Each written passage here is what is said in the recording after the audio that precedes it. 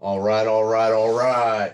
Welcome back to the Misfit Nation. If you are a veteran and you are struggling or feel like you are leading a path towards the darkness, stop and think about those who are around you. Think about how they truly value you, how they will miss you. You are not alone. You need to talk to someone.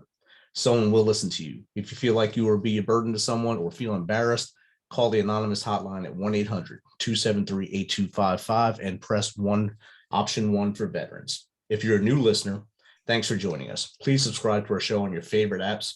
If you haven't already and you are a current listener, please download the Military Broadcast Radio app and check out our family of shows. Don't forget to subscribe to our YouTube channel at _Misfit Nation. This will keep you up to date with our latest news, episodes, and of course, the stories of our guests. Speaking of which, our next guest is an international keynote speaker, blogger, personal finance expert, and author of Cashflow Cookbook. $2 million of financial freedom in 60 easy recipes. He delivers transformational talks that help people crush their number one stress, their finances.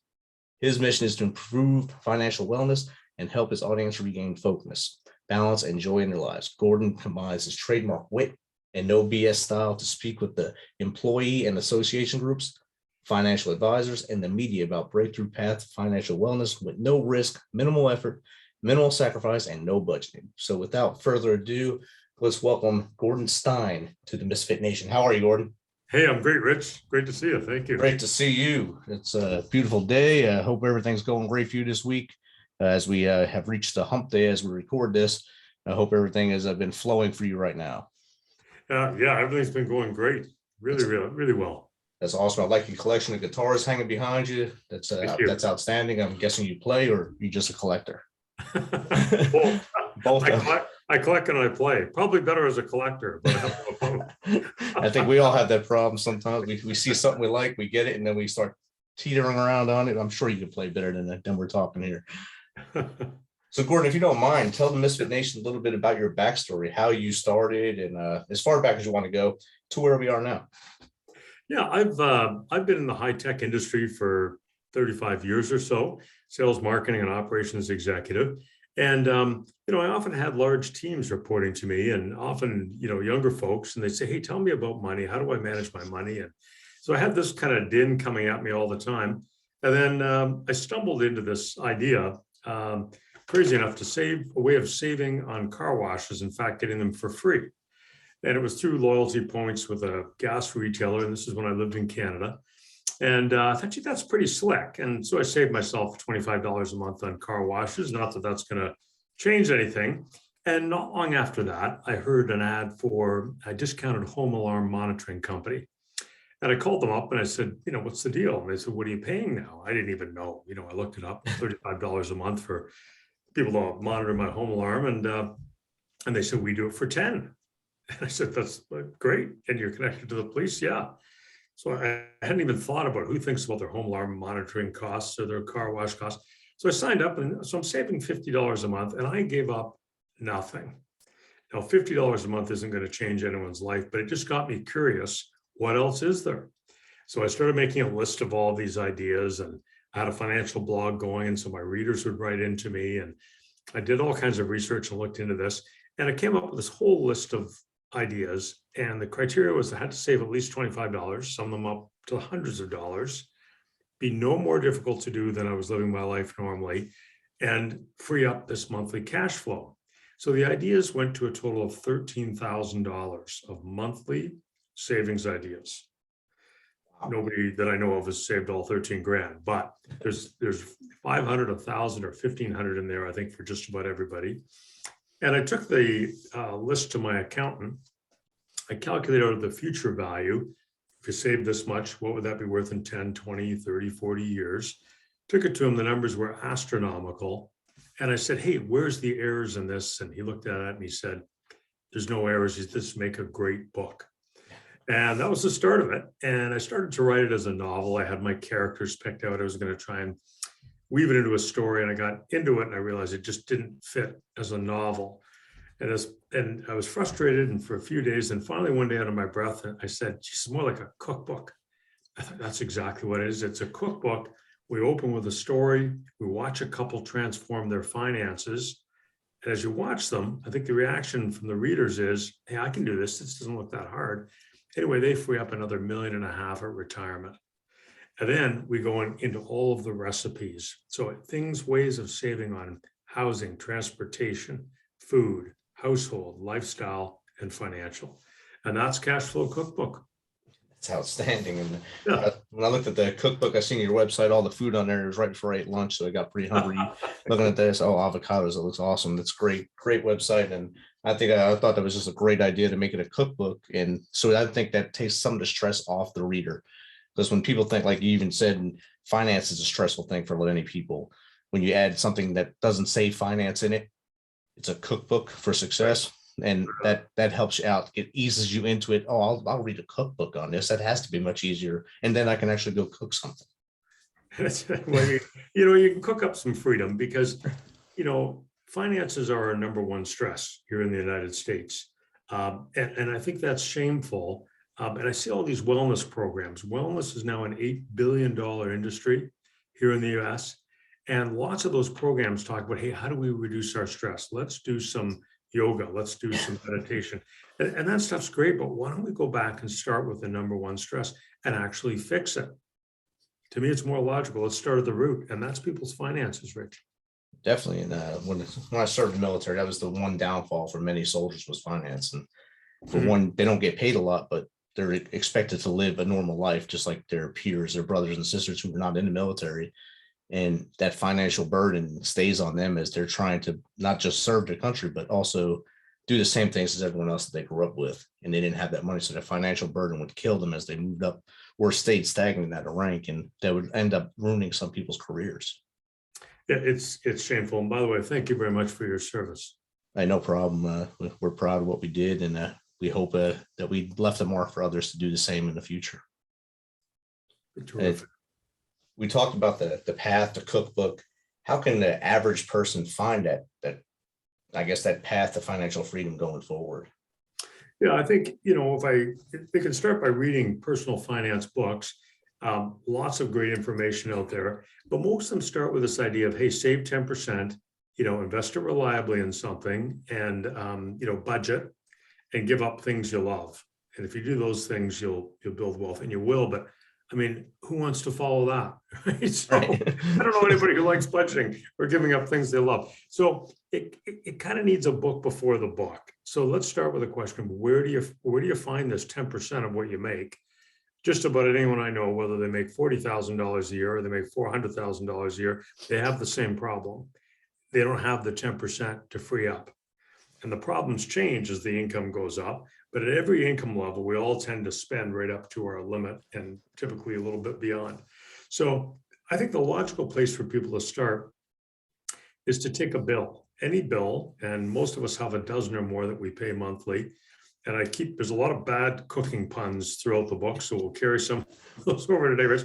But step one is you want to broil a bill. So you can pick any bill, your car insurance, your home insurance, your life insurance, your gas bill, yourself, whatever it is, all of them can be reduced. All of them can be reduced. That is the key thing right there. And there's no yelling, there's no screaming, there's no haggling, there's nothing like that. When I wrote Cashflow Cookbook, I went through exactly what is the methodology, bill by bill, to lower each and every one of these things.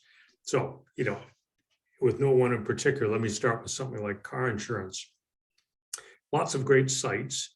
You could either work with an independent insurance agent or with one of the online insurance comparison sites, ones like Insurify or Zebra. There's dozens of them here in the US. Takes about 10 or 15 minutes. I've got 3 cars, 3 drivers in my household, and entered the data. It didn't take me 15 minutes. Here's what's remarkable. Apples to apples comparison, the same liability comprehensive. The swing for me was $319 between the lowest price and the highest price. These are all reputable companies, monthly, $319 monthly. So there's 15 minutes. There's the first hack for everybody. You can broil your car insurance bill. And I can pretty much guarantee, unless you happen to stumble onto the cheapest provider already, great, then you've got one done. But you jump onto one of those sites, have a look, or work with an independent insurance broker. A good example is Goosehead Insurance, where they've got this big range of different insurance companies that they work with, so they can shop across a bigger range. And there's a great place to start. And when you've got that one done, or even at the same time, you do your home insurance. So the idea is we're going to broil a bill and we're going to free up some savings. And then the key thing is I call in the book, I say you want to savor those savings. What do I mean? Right away, you want to lock it in. If you're sitting with a bunch of credit card debt at 22%, that's probably the place to start. Let's get paying that down with that freed up cash flow, and then get to the point where it's out of, back in control. Then we're going to pay it down monthly after that. If you don't have a lot of debt, then now's the time to start increasing your investment, whether it's a 401k, a Roth IRA, a company stock plan, or whatever it is that you have access to. An accountant or your financial advisor can help on where exactly to go with the money. But you grind it out of these loveless bills that we pay, and you get it doing something productive, and you do it once, and then you go through the whole list and you do all of them, and they can all be lowered. Wow. That just took a little bit of research on your part to figure that out. 2 years worth. 2 years worth. 2 years of a little bit of research. 2 years, a little bit. During your research of those 2 years, besides the insurance, was there any other interesting tidbit that popped out to you that you were just like, wow, I can't believe that's something I missed all these years? Yeah, it's interesting. And I missed it in 7 printings of the book. So in my native Canada, I did 7 editions of the book. And we've got the US edition, which is a dramatically better book, actually, and obviously Americanized. So it's coming out June 1st, 2022. And it'll be up on Amazon. And what was incredible to me is the whole business of your credit score. And you kind of hear credit score, and it's one of those things you don't think too much of it. But when I moved from Canada to the United States, and I couldn't get a credit card. I couldn't get one for $300. I had to have $300 on deposit at a bank to get a credit card because I had no credit rating in my new country of the USA. So I had a fabulous credit rating back home. I never even thought about it. So I had to work my way up. But what's interesting is what I didn't realize that I now realize, and so your credit score is another recipe in the book now. It affects a ton of things. So we talked about car insurance. It affects the price of your car insurance. So having a bad credit rating to a good credit rating might swing your monthly car insurance bill by $200 monthly. And same thing happens with your home insurance, or can happen with your home insurance. And the big one is on your loans. So your loans, the interest costs could swing up or down by 70%, depending on your credit rating. So, you and I walk into a Ford dealer to get an F-150, and you've got a great credit rating, and they may give you a car loan of 3%. I got a really marginal car loan, and mine might be 12%. Same truck. 2 great guys, big difference. So the credit score is an interesting one, easy enough you can go on to Experian, you can get your credit rating for free with no negative impact to go get it set up and take a look at where it's at. And if it's great, that's good. You've optimized that. If it's not great, then you can check into it in a lot more detail. They may have erroneous information on there. You can tighten up getting your payments in on time. You can improve that credit rating, and then go back to your car insurance, your home insurance, and your loans and get those back in shape. So that's one that can affect hundreds of dollars a month for somebody. That's a big swing. Like you said, a 70% swing you could lose out on just by having a misstep in your credit for a month or two before you can rebuild it back up. And revisiting is something a lot of people probably don't do, is go back and revisit that and to get the new quote and try to jump on that.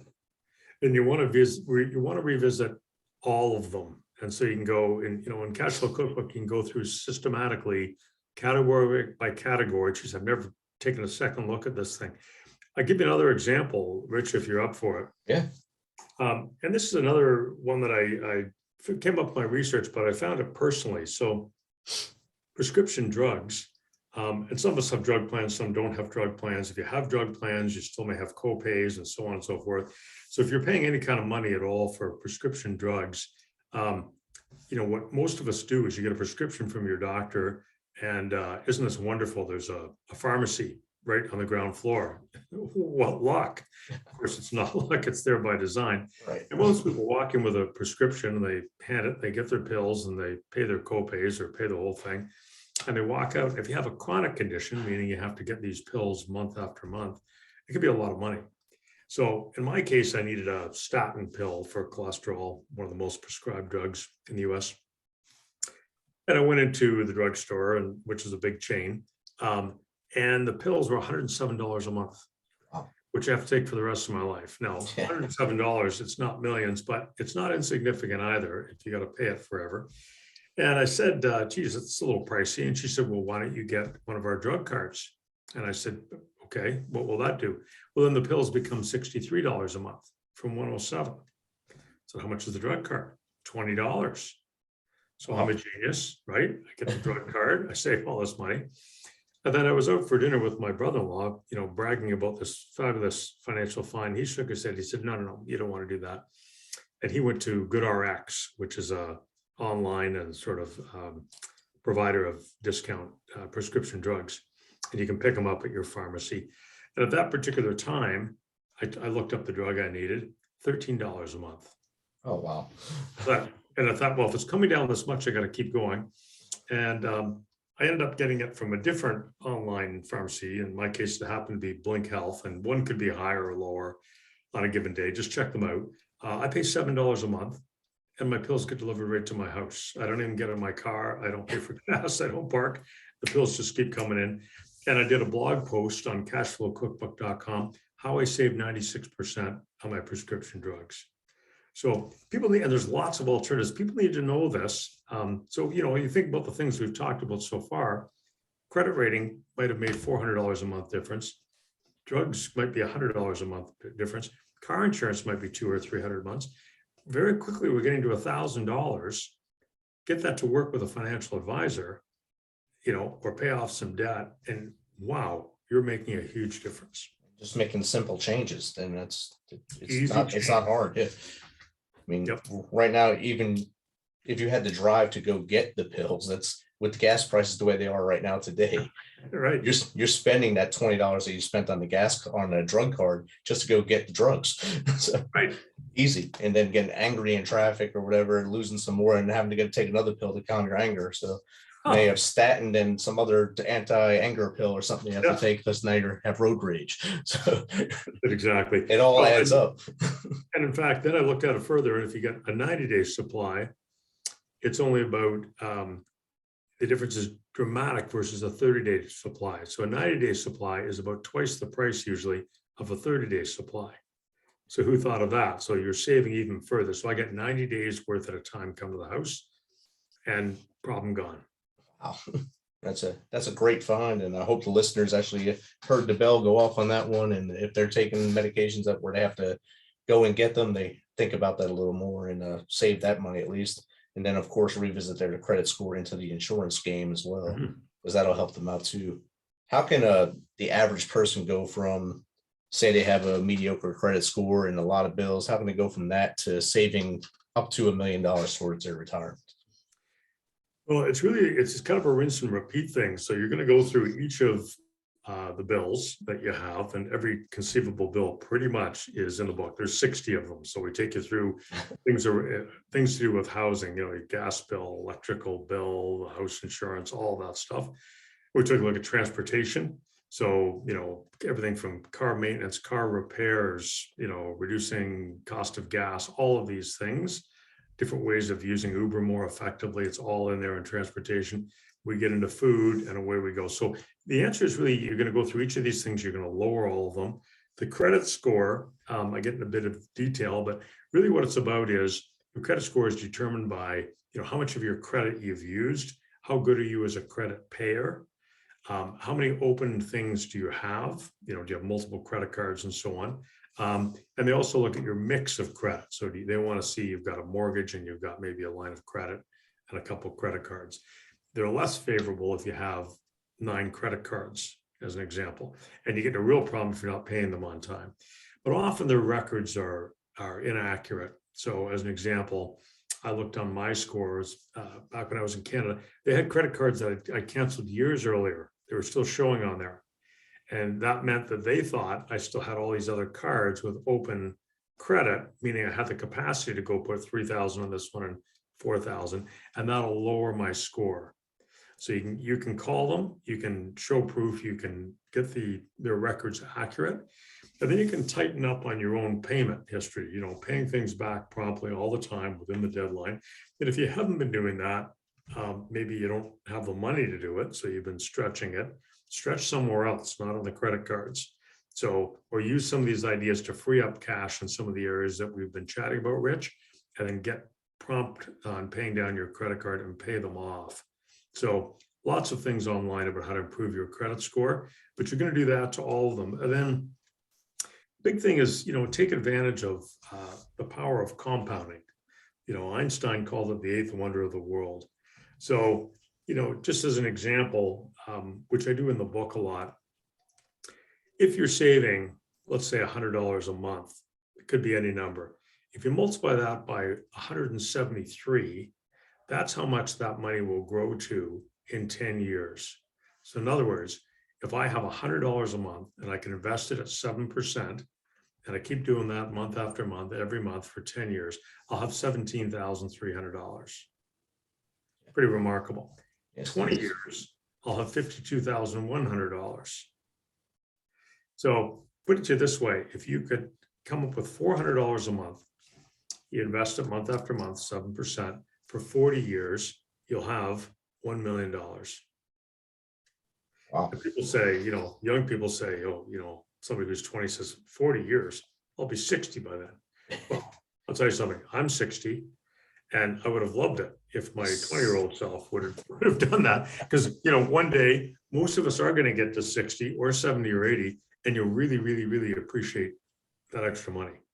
You're really going to love having $1 million in investments at that point, instead of hoping that something comes in at that time. Yeah, that's it exactly. Yep.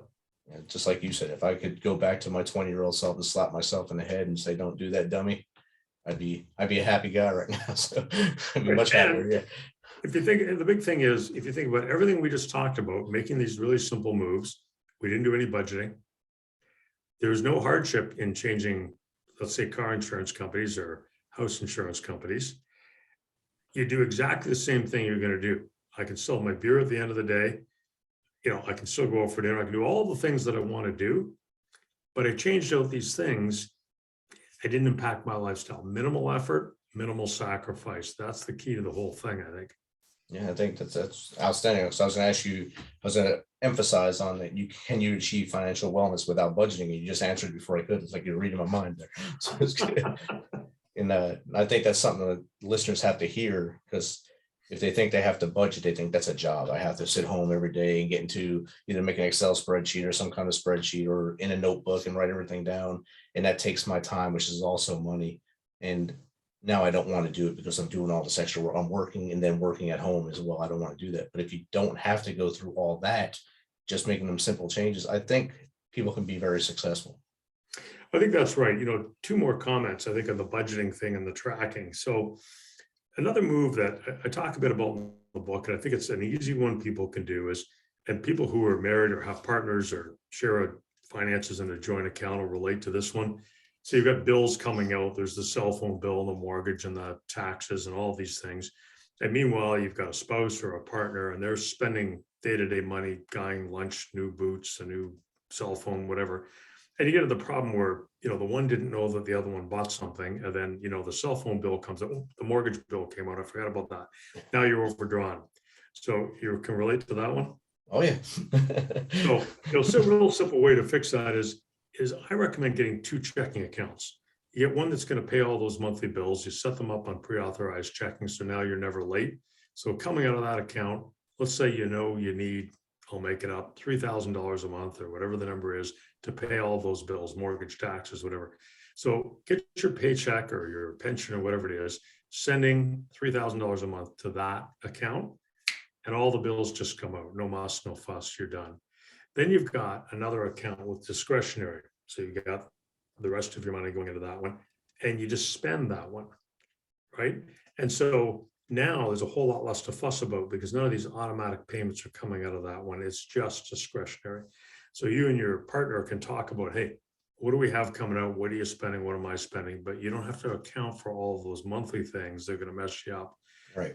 That's step one. Step two is you're going to have money committed to whatever it is right for you. It's your 401k, it's your IRA, your Roth IRA, your company stock purchase plan, whatever it is, a good cause, let's just call it. Work on that with your accountant, your financial advisor. And that's going to come out every month. And hopefully that's a good 10%. If it's not, we now know how to get it. So that's going to come out, and you're going to be building your wealth. You're going to be moving to a better place, and it's all automatic. Right? That's much easier for everyone, I think. Gordon, of all the things we talked about today, what would be the top 3 tips you can give someone that wants to get out of that hole and start building a freedom path to financial wellness? Well, okay, if I get 3, eh? Yeah, the top 3, yeah. Can I get my 4th? If you want to, you can broil one. Yeah. First one is, pick a bill and, broil it. You can go after all of them, make a list of all those monthly recurring bills, and all of them can be reduced. So you can do some Googling, you can get a copy of Cashflow Cookbook, grind those things down, not hard. And we all have the time. I won't even tell you the stats on how much TV we watch a month on average. You're going to miss a couple of episodes and you're going to tune up your finances. Just that simple. So you're going to broil a bill. Part 2, you're going to savor the savings. And by that, I mean, take the savings of the good work you did on reducing a bill, apply it to pay down some debt monthly. So you're not even thinking about it. You got student loans left. You've got home equity line of credit, credit cards, whatever it is, you want to pay that down. Or if that's not an issue, you're going to give it to a financial advisor and increase your wealth that way. That's step number 2. Step number 3, I think, is really important. It's one we haven't talked about. And I call that getting wiser on your wealth. So you can do it on a cocktail napkin, a spreadsheet, whatever works for you. List out everything that you own, what's it worth, subtract everything that you owe. And that number at the bottom is your wealth number. And what's it doing? So I think it's great for people to spend 1 year, just once a month, and just track all that. Look up the balance left on what's your house worth on the market, go on Redfin or something. What's your mortgage, all of these things on there, everything you own minus everything you owe, what's your wealth? And is that number going up or down month by month? If you do that for a year, you track it every month, you're going to change your whole headspace on spending, because now you've got a car decision, or it's a truck decision, or it's a housing decision, or whatever it is. You're going to think about it and say, okay, what's going to be the impact on my wealth? What's the smart way to do this? Because there is always a smarter way of doing something, right? Example might be, in your budget or in your mind, you can spend X dollars a month on a vehicle. The car salesman is going to say, fabulous, we're going to put you in a 96-month loan, and we can make your monthly budget, okay? But you can't hide from your wealth chart, because the wealth chart is going to tell you that's a really dumb thing to do. You're going to get a lesser vehicle, you're going to negotiate a better price on it, whatever it is you're going to do. Maybe you're going to share a vehicle with your partner, because it's going to really help your wealth. So those are the 3 things that people can do. Outstanding. Thank you, Gordon. And Gordon, once again, how does someone get in contact with you? How do they get your book? I know you said the new one comes out, the American version comes out June 1st on Amazon. Are all your other ones on Amazon already? They should. Well, the Canadian edition is on Amazon, and it's going to get a rewrite shortly, but Amazon's the place to go for the book itself. They can go on my website, Rich, which is cashflowcookbook.com. And there's blog posts on there. I write them when the spirit moves me, so I don't do it regularly, but there's probably about 60 great ones on there. And the blog posts themselves, they're free, and I won't sell your information overseas or anything. There's no spamming. If you register and sign on there, then you get the blog posts as they come out. Lots of great ideas on there. And then there's a section there called ingredients, and ingredients gives you the names of some companies who can help with these things, insurance comparison sites, some of these things that we've been chatting about. I'm adding more to that all the time, and they can figure out how to reach me if they get on the website. There's got a spot on there. You can send me a note, and be happy to talk to people, or I'd love to hear what they're doing or how I can help. Awesome. Thank you, Gordon. And thanks again for taking some of your time to hang out with us here and chat with the Misfit Nation. A real pleasure. Thank you so much, Rich. No problem.